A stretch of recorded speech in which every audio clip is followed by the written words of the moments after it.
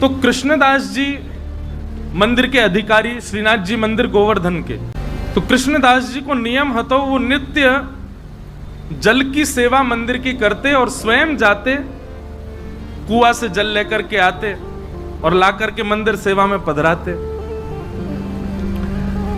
एक दिन श्रीनाथ जी ने प्रत्यक्ष प्रकट है करके ठाकुर जी ने कही, बोले कि हे कृष्णदास, अब तुम वृद्ध है गए हो, आप अब सेवा करनी धीरे धीरे कम कर दो, इतनी भोर में जाओ जल लेकर के आओ, हमको बड़ा श्रम हो गया आपको देख करके। कृष्णदास जी बोले, हमारी करनी को कितने सारे लोग देख करके पालन करते हैं, यदि हम ही हाथ पे हाथ धर के बैठ जाएंगे तो बाकी के लोगों को क्या प्रेरणा मिलेगी, इसलिए जय जय हमको सेवा करने दो, आप हमको रोको मत। ठाकुर जी बोले, जैसी तुम्हारी राजी। और एक दिन कैसा हुआ कि श्री कृष्णदास जी जल भरने के लिए कुआं पे गए और जैसे ही जल भर करके बाहर निकाल रहे, आप श्री का पैर फिसल गया और कुआं में गिर गए, और कुआं में गिर करके श्री कृष्णदास जी के भगवत नाम गमन हो गया। आश्चर्य की बात ये तो थी, दुखद घटना थी कि भैया एक परम वैष्णव भक्त भगवत धाम को प्रस्थान कर गए, पर चर्चा का विषय ब्रजमंडल में यह बना हुआ था कि एक परम वैष्णव की, एक परम भागवत की, एक ऐसे दिव्य महापुरुष की इस प्रकार से मृत्यु होना लोगों का भक्ति से विश्वास उठाने जैसा लग रहा था। सब जगह ये चर्चा होने लगी। बोले कि क्या फायदा ठाकुर जी का नाम जप करने का, क्या फायदा इतनी सेवा करने का, क्या फायदा इतना भजन करने का। कृष्णदास जी को देखो, कुआं में गिर गए, प्राण निकल गए। अरे कम से कम प्राण जाते तो कम से कम ऐसे तो कि सही तरीका से जाते, इस प्रकार ये तो अकाल मृत्यु जैसी है। अब तरह तरह की बात ब्रजमंडल में घूमने लगी। ऊपर से किसी ने एक बात और जोड़ दी। बोले क्या? बोले वो तो भूत और बन गए। अब कोई बेचारो पनघटते जल भर के ला रहा है तो जबरदस्ती टीक दोपहरी खाली, कोई भी नहीं रास्ता में। अब जोर की हवा उछल जाए तो ओहो कृष्णदास जी पीछे पड़ गए मेरे, हवा चली बहुत जोर की। बाकी के सब विश्वास भी कर लें, बोले हाँ सही कह रहे हो, भूत तो बन ही गए वो। स्वामी श्री हरदास जी महाराज कहते हैं, संपूर्ण जीवन में एक बार भी ठाकुर जी का भजन गा लिया, वृंदावन रस को गा लिया, स्वामी जी कहते हैं उसकी अधोगति जीवन में नहीं हो सकती। कृष्णदास जी ने तो पूरा जीवन ठाकुर जी की सेवा में निकाल दिया, कैसे कह सकते हैं कि उनकी अधोगति हुई है? स्वामी जी को बहुत चिंता हुई इस बात को सुनकर के, ये तो गलत है कि श्री हितरवंश महाप्रभु, गोपाल भट्ट गोस्वामी जी, श्री रूप सनातन जी और श्री हरिराम व्यास जी, ऐसे अनेक रसिक जन सब आए निधिवन में, और निधिवन में एक पूरी गोष्ठी बैठी कि भैया ऐसे ऐसे ये तो भक्ति पर प्रश्न चिन्ह उठ रहा है, कृष्णदास जी की अधोगति हो गई, वो प्रेत बन गए, बड़ा लोग बाग तो भक्ति करने से डर रहे हैं, मंदिर जाने से यूं कह रहे हैं कछु फायदा ना है भैया, कृष्णदास कुआं में गिर गो। स्वामी जी बोले अब हम ही को कुछ करना पड़ेगा। तो बोले क्या करें? ब्रजवासीन की मंडली बुलावें कि सब ब्रजवासीन को बुलावें, 84 को उसमें निमंत्रण भेजें कि सब निधिवन में आओ, पंगत पावे, तब आपका चुप प्रवचन करो। स्वामी श्री हरदास जी बोले ना, ब्रजवासीन से कहा लड़नो, ब्रजवासीन को कहा समझानो, अब तो लड़ेंगे हम श्रीनाथ जी से, श्रीनाथ जी से लड़वे जाएंगे। और महाराज यहाँ पर श्री हितरवंश महाप्रभु, स्वामी श्री हरदास जी महाराज और श्री हरिराम व्यास जी, गोपाल भट्ट गोस्वामी, रूप सनातन गोस्वामी, ऐसे ऐसे अनेक आचार्य सब अपनी भक्त मंडलियों को लेकर के निकल पड़े वृंदावन से गोवर्धन की ओर। श्रीनाथ जी को मिलवे जा रहे, वहां पर श्रीनाथ जी का श्रृंगार कर रहे थे श्री गुसाई विठलनाथ जी गिरिराज जी में, और जैसे श्रृंगार करने लगे श्री जी बाबा ने घबरा से गए। तो गुसाई जी बोले जय जय काय गो, ये आपको मोह ऐसो काय को उतर रहा है, और ये हाथ पांव काय कांप रहे हैं? बोले अरे ये सबरे आ रहे हैं। बोले कौन आ रहे हैं? बोले स्वामी श्री हरदास जी, हितरवंश महाप्रभु और क्या कहते हैं हरिराम व्यास, गोपाल भट्ट गोस्वामी, रूप सनातन गोस्वामी, सबरे आ रहे हैं, मोते लड़वे आ रहे हैं। अरे ये सब संत जन आपको यश काम है, ठाकुर जी इनते काय को डर रहे? बोले संत तो बाह्य रूप थे, भीतर तो सबरी सहचरी हैं। वो ललिता है, दूसरी विशाखा है, तीसरी बंसी है, चौथी कोई है, ये सब सबके निज रूप तो सखीन के हैं, और सखीन से ही डरे ठाकुर जी। स्वामी श्री हरदास जी महाराज और सब रसिक जन जा रहे हैं, पूरा वृंदावन और जो जो गांव बीच में पड़े सब जगह महाराज स्वागत सत्कार होवे, सब लोग आकर के प्रणाम करें। अब फोन तो थे नहीं, फोटोज तो थे नहीं कि भाई सबन को बस नाम सुने सबने स्वामी श्री हरिदास जी, नाम सुने सबन ने गोपाल भट्ट गोस्वामी, नाम सुने हरिराम व्यास। अब जो जो गांव ते निकले तो गांव बारे बेचारे हाथ जोड़ खड़े, अब ये ना पता है कौन सो कौन। हरिराम व्यास जी आगे आगे जा रहे हैं और आगे आगे जाके बता रहे हैं, सुनो पतरे से होंगे ऐसो यहाँ नाक तिलक लगा रखो, वो स्वामी श्री हरिदास जी हैं। और उनके संग आ रहे होंगे, उनको ऐसो तिलक होगा, वो श्री हितरवंश महाप्रभु हैं। और श्री गौड़िया वैष्णव संप्रदाय तिलक गोपाल भट्ट गोस्वामी हैं, वो रूप सनातन गोस्वामी हैं, उनने वो ठाकुर जी प्रकट किए। तो जब सब रसिक जन आवे तो सब ब्रजवासी भोले बारे सब उनको प्रणाम करें। और फिर एक के बोले कि हमने तो सुनी एक हरिराम व्यास भी आए हो, वो कहाँ है? हरिराम व्यास जी तो परिचय देते, तो फिर स्वामी जी परिचय देते, आपके बगल में जो खड़े हैं जुगल किशोर को जिनने प्रकट किया, ये हरिराम व्यास है।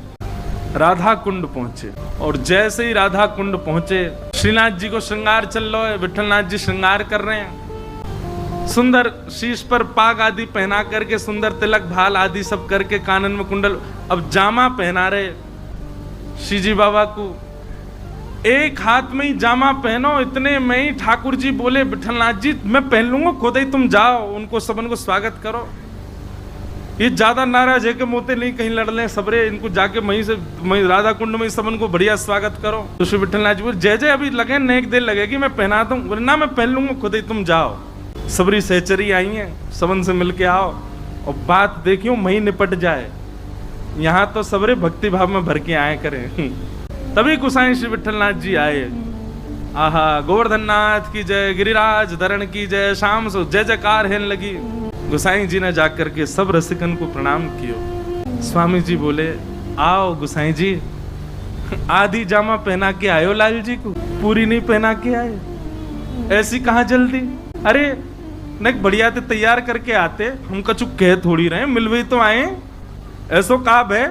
गुसाई जी के नेत्र सजल हो गए, बोले आपके भाव साम्राज्य को प्रणाम है स्वामी जी, आप सब जानते हैं, आपको सब पता है कहाँ कैसो कौन श्रृंगार कहाँ भाव में करे। क्योंकि कल मैंने कहा ना, ललिता जी सबके मन की जानती हैं, वो ललिता जी स्वामी जी हैं, सब जानती हैं। बोले आधी जामा पहना के भागे आए, पूरी पहना जाते।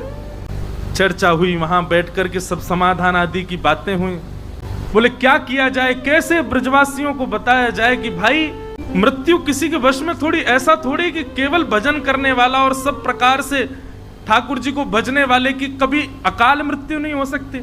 स्वामी जी बोले देखो, मृत्यु अकाल हो सकती है पर गति अधोगति नहीं हो सकती। श्री विठलनाथ जी बोले कि जय जय, आपकी बात तो सही है, पर आपने जो ये भाव कहे ये भी उचित है, पर ये बात समाज को कैसे समझाई जाए, समाज को तो प्रमाण चाहिए। गोसाई जी बोले, यहीं बैठे बैठे बात करोगे कि जामा आधो पहना के आए उनके पास लऊ चलोगे? अब ले चलो। और सब रसिकन को श्री विठलनाथ जी लेकर के जतिपुरा आए। और महाराज जी ऐसा सुंदर वर्णन है कि जैसे ही जतिपुरा पहुंचे, स्वामी श्री हरिदास जी महाराज ऊपर एक तरफ बैठ करके श्रीमद वल्लभाचार्य जी महाराज चिंतन कर रहे थे, ध्यान कर रहे थे।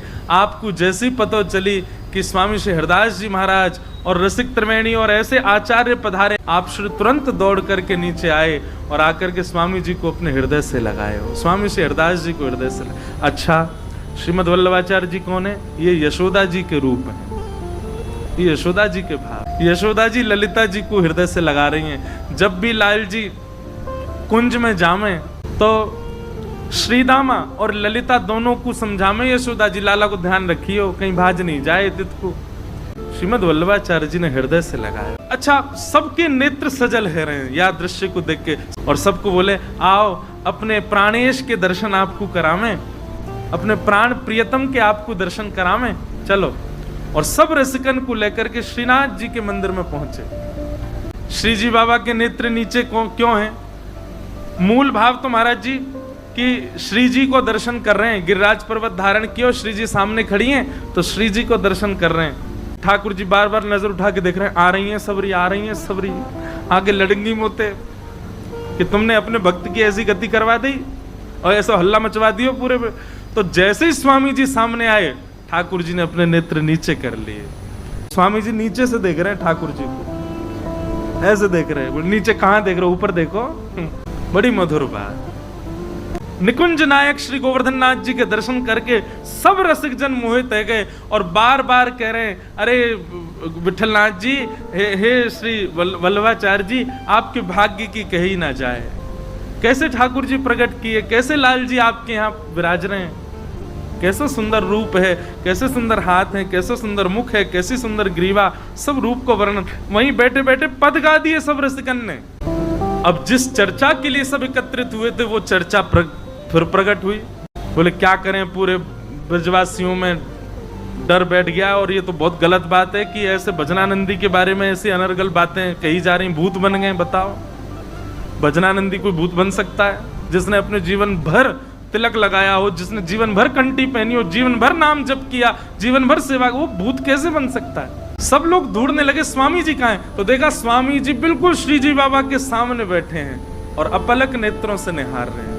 पितरवंश महाप्रभु गए, बोले स्वामी जी चर्चा है रही है, आज्ञा करो। स्वामी जी ठाकुर जी को देखते देखते अपलक नेत्रन से ही बोले, 4 घड़ी के भीतर भीतर उत्तर आ जाएगा, कृष्णदास कहाँ? 4 घड़ी प्रतीक्षा करो, 1 घड़ी में 24 मिनट होते हैं। और ऐसा कहकर के स्वामी जी तो अपनी लीला में चले गए।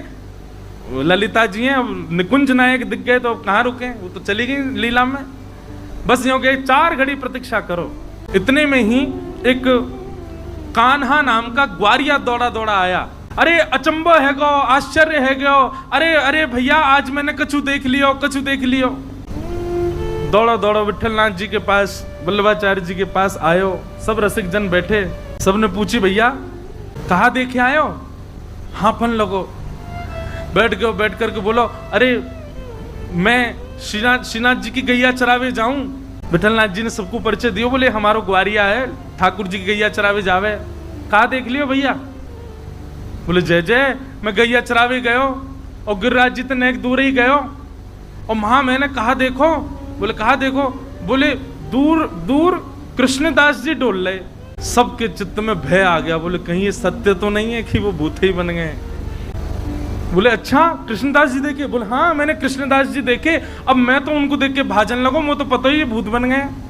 पर वो मेरे सामने आकर खड़े हो गए। सामने आकर के बोले कहाँ भाग रहे हो? बोले अरे आप तो भूत बन गए हो, आप तो डर गए। अरे कोई भूत भूत ना बनो भैया, ये सब बात ऐसी बना दी है। बोले आपकी मृत्यु तो है गई? बोले हाँ मैं ठाकुर जी की सेवा में हूँ। और बोले उन्होंने मुझको प्रत्यक्ष बतायो कि भैया ठाकुर जी ने मोकू अपनी गौचारण लीला में प्रवेश करा लियो है। कृष्ण और बलराम यहीं आगे ही एक कुंड पे बैठे हैं, उनकी गैया खो गई है, वाकू ढूंढ तो मैं जा रहा हूँ। कृष्णदास जी गैया ढूंढ रहे हैं। बोले मेरी कोई अधोगति ना भैया, भैया मैं तो कृष्ण बलराम के संग गैया चरा रहा हूँ। सब लोग बोले प्रमाण क्या? बोले प्रमाण ये कि कृष्णदास जी वयोवृद्ध थे जब पधारे थे, पर मैंने आज उनको दर्शन किया, वो तो बिल्कुल जुवान दिख रहे और ग्वारियान जैसे डोल रहे।